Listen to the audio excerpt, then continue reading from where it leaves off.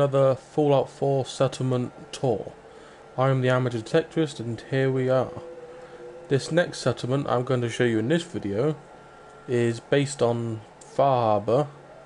I built it not long after the DLC came out, pretty much just as I finished, well, towards the end of the main story mode for Far Harbor. And this is something I was planning to build for a while, and this I found was the perfect settlement. So yeah, let's get into it.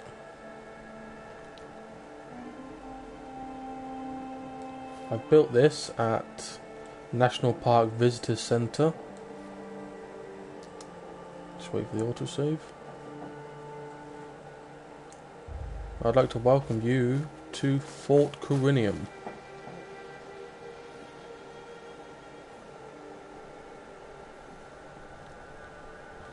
It's a very large, imposing fort that I built here,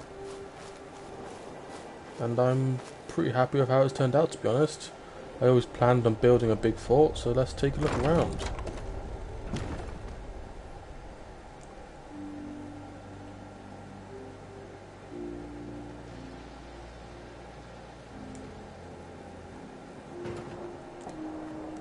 And here we have the main entrance, the courtyard.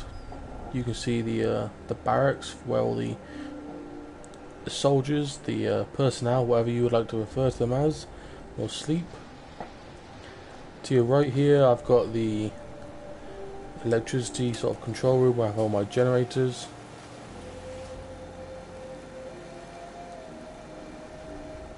I think those three is enough to power this whole place.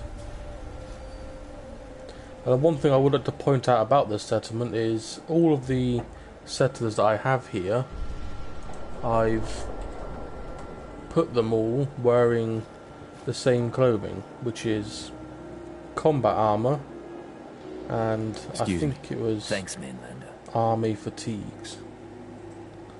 I'm glad I was able. Don't think we take her. Time to get back to it. Just wanted to trade a few things. I can't really see, but yeah, I think it's army fatigues and combat armor, just the light armor, to not look too heavy. And some of them have a combination of army helmets / dirty army helmets. I knew you would help and us. some of them have the army berets. They all have the assault rifle as their weapon. And I just really wanted to get everyone looking exactly the same, pretty much. Because I thought it looked a lot neater and it looks a lot more organised that way. Alright, so let's move on to the barracks.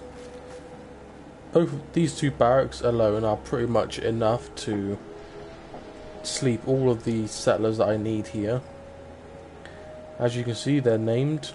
They got different names, each one.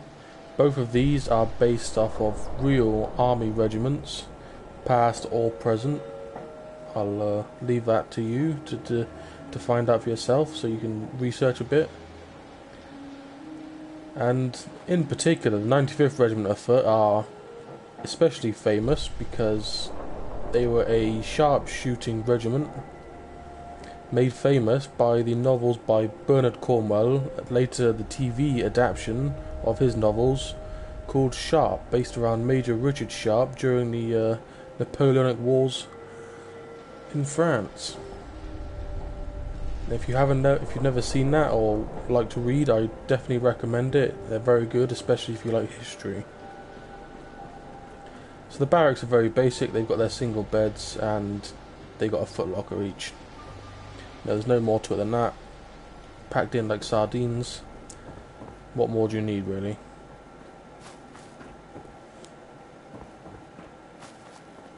As you'll see as well, I've put these checkpoints throughout the whole fort, just so that I can have guards posted around the place for safety.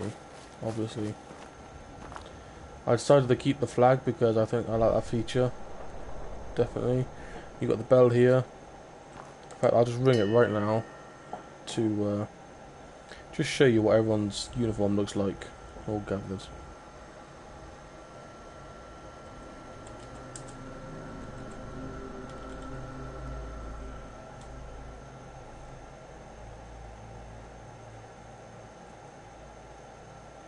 As you can see, they're all converging on me here.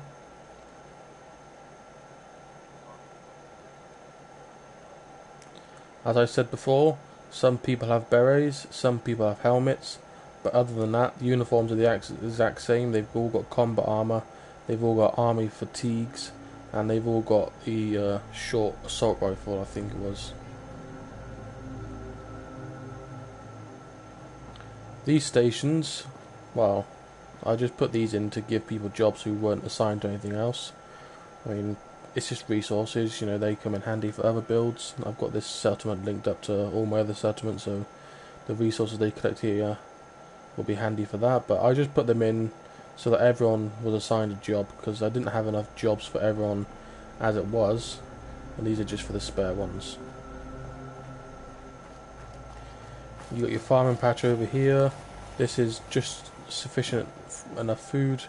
You got these dirt patches which contain 4 mud fruit each, and you got all these water generators producing purified water for the settlers. These are the guard posts I talk about.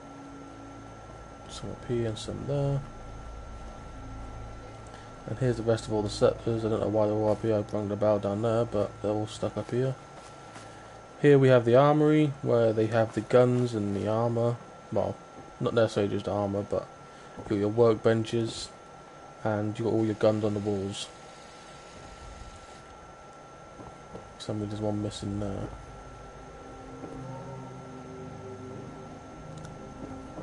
I bet one of the settlers took it. Over here, the entrance on this end is a bit weirder. It's not quite the same as the other one, and that's because mostly I wanted to keep this little feature here, this little wooden walkway with notice boards. I don't know if you guys find it spectacularly interesting, but I really liked it, and I wanted to include it in the main entrance to this fort, so here it is.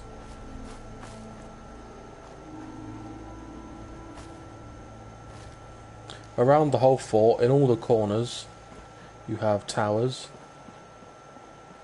like this, which you can walk through, get to the next towers and stuff. And obviously they're just windows for shooting out of. I don't know if they work practically like that. I've never seen anyone in there firing from it, but that's just how it is. This main building in the well, should have been the centre of the visitor centre, but I've made it the corner now. This main building in the corner is sort of like the I don't know what you'd call it, the mess hall. This is where they'll come and have their daily meals. They can come over this side and relax. They have the games, TV, chairs. You got your toilets here.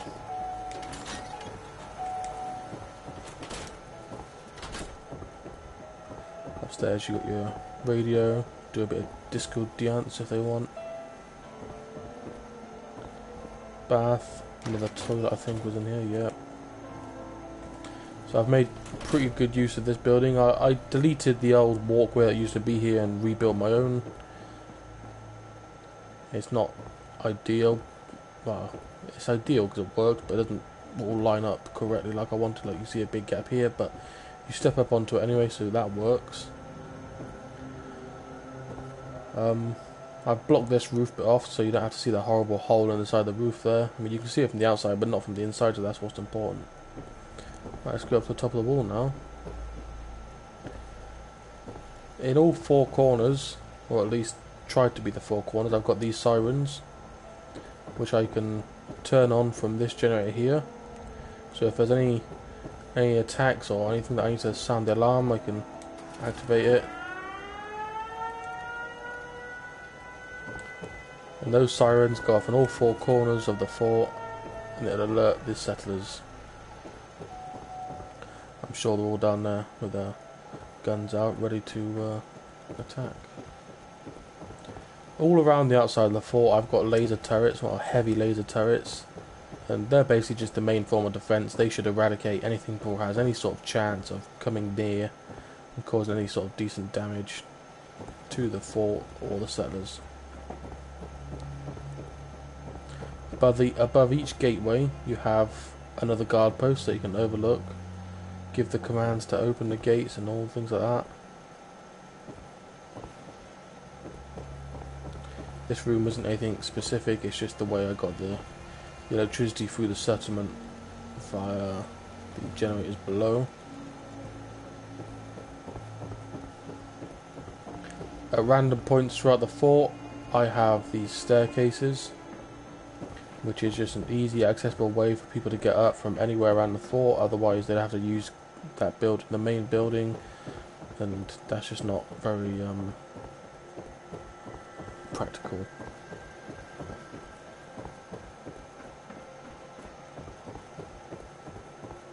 The only issue I have with Far Harbour is it is so misty, and it kind of ruins the settlement a bit, because this is a really nice build, I think. Not to blow my own trumpet, but I do like the build.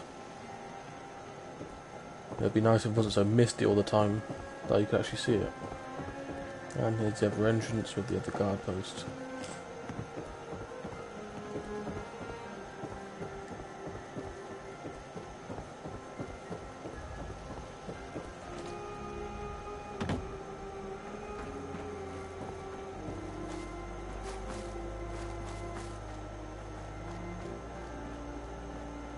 That's pretty much the settlement. For most of it, it all locks into place, especially down here. It all locks into place. Sometimes it'll sink into the ground, but that's not too much of an issue. But you may have to use these not necessarily these ones, but I like these ones because of the brick pattern. But you'll have to use some sort of foundation to keep everything level and in line, so it all fits together nicely. Oh, what I do need to mention is when I first built this, I had an issue with placing the wooden palisade around the top of the wall. Basically, before, I had to have horrible metal fences, because these sort of wooden fences, whatever you want to call them, wouldn't lock into place. Now the issue with that was because of the barn wall just underneath this floor. So what you'd have to do is remove that wall, lock these into place first, then the wall will go straight back in and lock into place again. So that's how you fix that.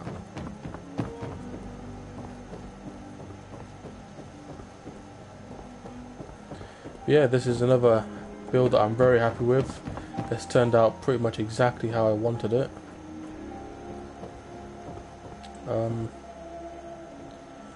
Yeah, I think I've pretty much come to the end of the tour. Oh wait, I do need to show you the statue down there. I've not shown you that yet.